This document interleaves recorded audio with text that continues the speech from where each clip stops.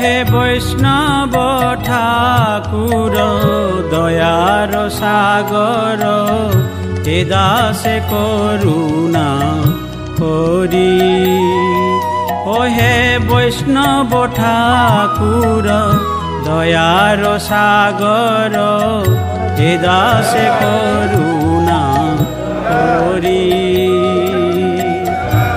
দিয়া পদ ছায়া শোধ হে আমায়, দিয়া পদ ছায়া শোধ হে আমায়, তোমার চরণ ধরি।